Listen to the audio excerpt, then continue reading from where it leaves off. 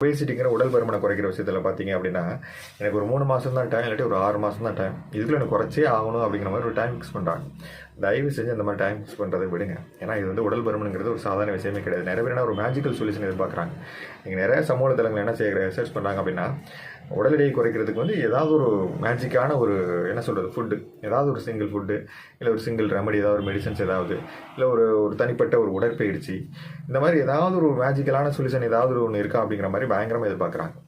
தயவு செஞ்சு அப்படி கிடையவே கிடையாது. உடல் எடை குறைக்கிற விஷயத்தில் ஒரு முக்கியமான சில விஷயங்களை நம்ம கவனிக்கணும். இதுக்கு பின்னாடி என்ன இருக்குது அப்படிங்கிறத கவனிக்கணும். இப்போ ஒன்றும் இல்லை, நம்ம வீட்டில் ஒரு செவத்தில் தண்ணி படிஞ்சுக்கிட்டே இருக்குது, ஒரு ஈரங்க கசிஞ்சிக்கிட்டே இருக்குது நம்ம செவத்தில், ஒரு வீட்டு செவத்தில். அப்போ நம்ம அந்த ஈரக்கசிவை நம்ம தடை பண்ணுறதுக்கு என்ன பண்ணுறோம், சும்மா ஒரு சிங்கிளாக ஒரு பெயிண்டை மட்டும் அடிச்சுட்டு நம்ம விட்டுட்டோம்னா அந்த கசிவு அப்படிங்கிறது எப்படி இருக்கும், அப்போதைக்கு பார்க்குறதுக்கு நல்லாயிருக்கும். ஃபியூச்சரில் கொஞ்சம் நாள் கழிச்சு பார்த்தீங்கன்னா திரும்பவும் அந்த இடத்துலேருந்து மறுபடியும் ஒரு ஈரக்கசி வந்துக்கிட்டே இருக்கும். நம்ம இதில் என்ன பண்ணுறோம், வெளியில் உள்ள பகுதியை மட்டுமே நம்ம கொஞ்சம் அப்படியே நம்ம பெயிண்ட் போட்டு நம்ம நார்மல் பண்ணுறோமே தவிர இது எங்கேருந்து கசிவாகிட்டு இருக்கு அப்படிங்கிறத நம்ம தடை பண்ணல. அதுதான் பிரச்சனை. இப்போ ஒபேசிட்டியில் அந்த மாதிரியான பிரச்சனைகள் தான். நிறைய பேர் ஒரு ஏதாவது ஒரு சொல்யூஷனை பண்ணி ஒரு சட்டன் வெயிட்டை குறைச்சிடறாங்க. ஆனால் அதுக்கப்புறம் அது எதனால் வந்துச்சு அப்படிங்கிற பிரச்சனை வரும்போது திரும்ப மறுபடியும் ஒபேசிட்டி ஆகிடுது. இன்றைக்கி அந்த மாதிரியான விஷயங்களை நிறையா நெட்டில் சர்ச் பண்ணி ஏதாவது நிறைய ட்ரை பண்ணி எடுத்துக்கிட்டு இருக்காங்க.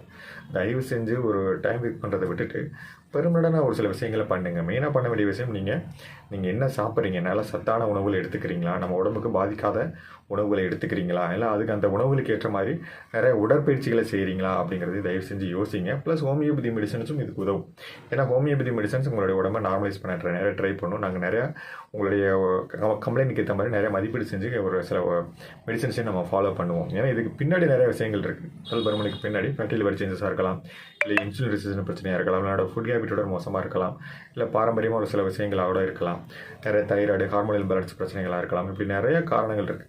இதை நம்ம அனலைஸ் பண்ணணும். இதெல்லாம் நம்ம அனலைஸ் பண்ணி இது எதனால் உங்களுக்கு பிசிஓடி பிரச்சனையோடு இருக்கலாம், நிறைய இந்த மாதிரியான பிரச்சனைகளை நம்ம அனலைஸ் பண்ணி அதற்கேற்ற மாதிரி மருந்துகளை கொடுத்து அந்த பிரச்சனை நம்ம நார்மலைஸ் பண்ணும்போது தான் வெயிட்டோட தன்மை படிப்படியாக குறையும். சடனாக நீ கொடுத்து நம்ம 2 மாதம் 3 மாதத்தில் நம்ம குறைக்க முடியாது.